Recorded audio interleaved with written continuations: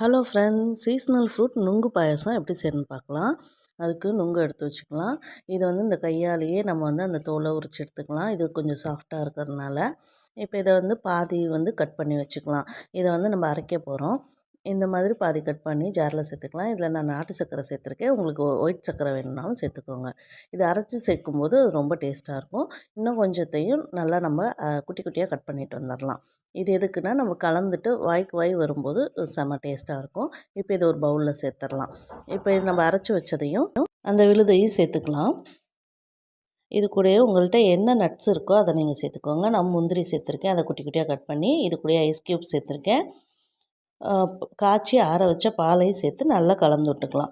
அவ்வளோதான், நம்மளோட நுங்கு பாயாசம் தயாராகிடுச்சு. நீங்களும் உங்கள் வீட்டில் ஒரு தடவை இந்த மாதிரி ட்ரை பண்ணி பாருங்கள். இதை இந்த வருஷம் விட்டால் அடுத்த வருஷம் தான் நம்ம குடிக்க முடியும். நீங்களும் ஒரு தடவை உங்கள் வீட்டில் ட்ரை பண்ணி பாருங்கள். Thank you friends.